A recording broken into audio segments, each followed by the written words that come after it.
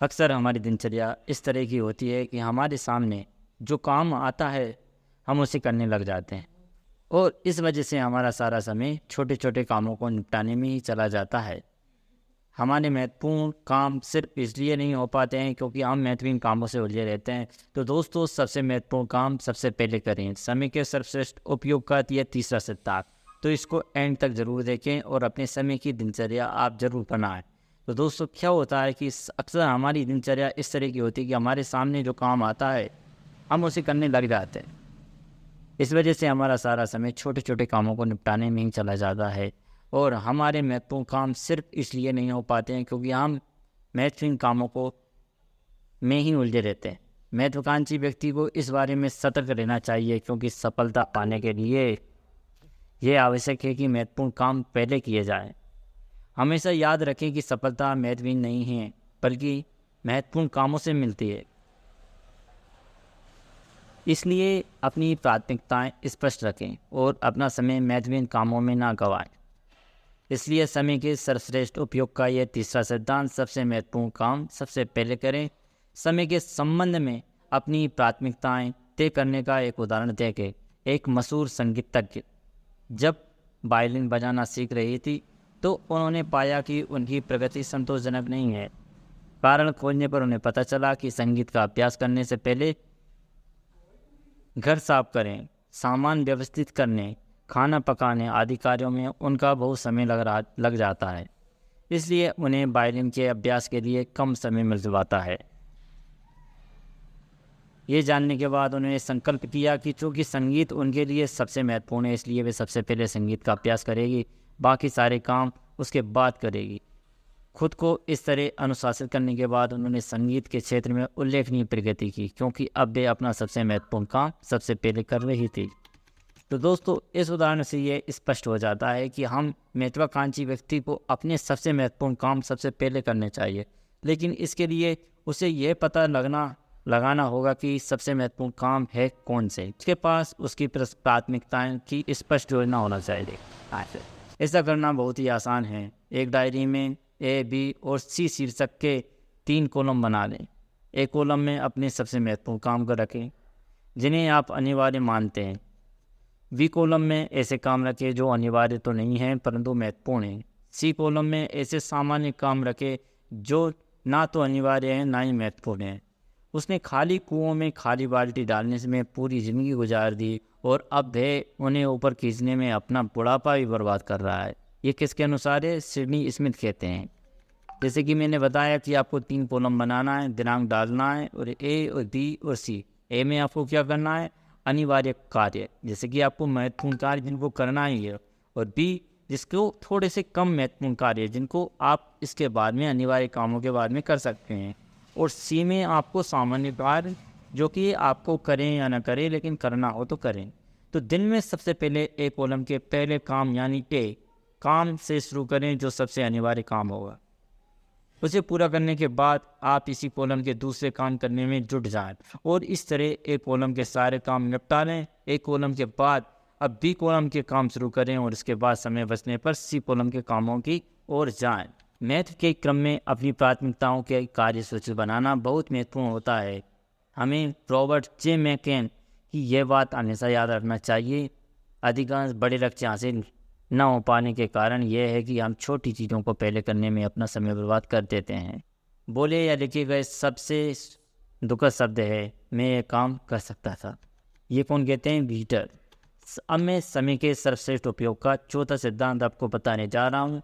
यात्रा के समय का अधिकतम उपयोग करें। तो वो कैसे करें? तो इसको एंड तक ज़रूर देखना और आप अपनी कमेंट में ज़रूर बताना कि आप समय का किस टाइप से आप लॉग बुक के अनुसार कैसे समय का सदुपयोग कर रहे हैं और किस तरीके से और कर सकते हैं, जिससे आपके कमेंट को पढ़ के और भी भाइयों को कुछ मोटिवेट और अपने समय की कार्यकारिणी बना सकें। तो सफल यात्रा करते समय आप समय का कैसे सदुपयोग कर सकते हैं? तो सफल व्यक्ति ऐसे काम करने की आदत डाल लेता है जिन्हें असफल लोग नहीं करना चाहते। हालांकि सफल व्यक्तियों को भी वे काम अच्छे नहीं लगते जिनके उद्देश्य को याद रखते हुए वे नापसंद कार्यों में से मुंह नहीं मोड़ते। हर सफल व्यक्ति 24 घंटों में ज़्यादा से ज़्यादा उपयोगी काम करना चाहता है। उसकी पूरी दिनचर्या इस समय के सर्वश्रेष्ठ उपयोग पर केंद्रित होती है। आपके भविष्य का रहस्य आपकी दिनचर्या में छिपा हुआ है। यात्रा आपकी दिनचर्या का एक महत्वपूर्ण हिस्सा है। आज हर व्यक्ति बहुत सी यात्राएं करता है जिनमें आप उसका बहुत समय लगता है। फर्क सिर्फ इतना होता है कि जहाँ काम व्यक्ति यात्रा के समय में हाथ पर हाथ धरकर बैठता है, वही समय व्यक्ति अपने बहुमूल्य समय का अधिकतम उपयोग करता है। इसलिए समय के सर्वश्रेष्ठ उपयोग का चौथा सिद्धांत है, यात्रा के समय का अधिकतम उपयोग करें।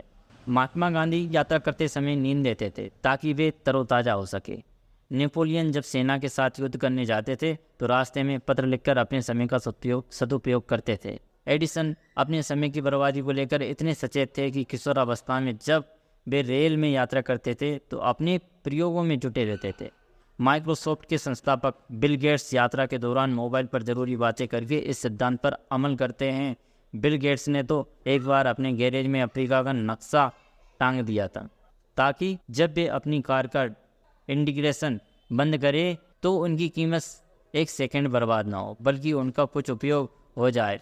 समय को लेकर सभी सफल लोग सतर्क रहते हैं क्योंकि वे जानते हैं कि समय बड़ा बलवान होता है और इसके सदुपयोग से ही सफलता संभव है। आप और हम भी अपनी यात्रा के समय का लाभ उठा सकते हैं। नौकरी पेशा लोगों को घर से ऑफिस तक की यात्रा में काफ़ी समय लग जाता है और सेल्समैन का तो अधिकांश समय यात्रा में ही बीतता जाता है। हमें ये जान लेना चाहिए कि अगर हम हर दिन 2.5 घंटे यात्रा करते हैं तो हमारे जीवन का लगभग 10% समय तो यात्रा में ही चला जाता है। इस समय में कोई मूल्यवान कार्य करके आप इसका सार्थक उपयोग कर सकते हैं। इस विचित्र जीवन का एक विचित्र सत्य यह है कि जो लोग सबसे ज़्यादा मेहनत करते हैं, खुद पर सबसे ज़्यादा अनुशासन लाते हैं और किसी लक्ष्य को प्राप्त करने के लिए कुछ आनंददायक चीज़ों को त्याग करते हैं, वही सबसे ज़्यादा सुखी होते हैं। ये कौन कहता है? ब्रूट्स हैमिल्टन, जिनके अनुसार ये सभी चीज़ें उन्होंने लक्ष्य को प्राप्त करने के लिए किया है। देखिए, यात्रा के दौरान ज़्यादातर लोग या तो मोबाइल पर गाने सुनते हैं या फिर अखबार पढ़ते हैं या गपशप करते रहते हैं। वे ये नहीं जानते कि इस दौरान प्रेरक पुस्तकें पढ़कर, शैक्षणिक टिप्स सुनकर या कोई अन्य महत्वपूर्ण काम करके वे अपने लक्ष्य तक ज़्यादा तेज़ी से पहुंच सकते हैं। अध्ययनों से पता चला है कि आमतौर पर सेल्समैन का 45% कामकाजी समय यात्रा में गुजरता है। जाहिर है, जो सेल्समैन यात्रा के समय का बेहतर उपयोग करना सीख लेता है वे अपने साथियों की तुलना में ज़्यादा सफल होता है। इंतज़ार करना किसी को अच्छा नहीं लगता, परंतु कई बार हमें मजबूरन किसी व्यक्ति या बस ट्रेन का इंतजार करना पड़ता है। इसलिए हमारे पास ऐसे छुटपुट कामों की सूची होनी चाहिए जिन्हें हम इंतज़ार करते समय निपटा सकें।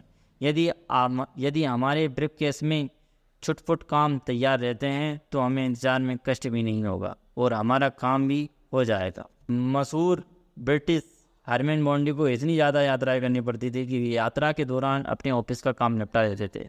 एक बार तो जब एक यूरोपीय हवाई अड्डे पर उनकी हवाई उड़ान में विलम्ब हुआ तो उन्होंने उस समय का सदुपयोग करते हुए एक रिसर्च पेपर लिख डाला। इसे कहते हैं यात्रा के समय का सदुपयोग। जब आपके मन में किसी काम को करने की प्रबल इच्छा होती है तो समय निकल ही जाता है। फ्रेडरिक की बात याद रखें, जब किसी मनुष्य के पास रखने के लिए ज़्यादा सामान होता है तो दिन की पोशाक में 100 जेबें होती। समय का ध्यान रखेंगे तो समय भी आपका ध्यान रखेगा। यदि आप समय का मूल्य नहीं जानते तो आपका जन्म शोहरत के लिए नहीं हुआ। हर दिन समय जो छोटे छोटे अंतराल देता है उसमें बहुत कुछ किया जा सकता है जिन्हें अधिकांश लोग बर्बाद कर लेते हैं। तो दोस्तों, आप समय का सदुपयोग करें और अपनी कार्यकारिणी, आपके टाइम मैनेजमेंट, इस सिद्धांत में आपने क्या सीखा ये कमेंट में ज़रूर बताएं और आपके समय को लॉग बुक में ज़रूर लिखें और अपने समय का सदुपयोग करते रहें। धन्यवाद।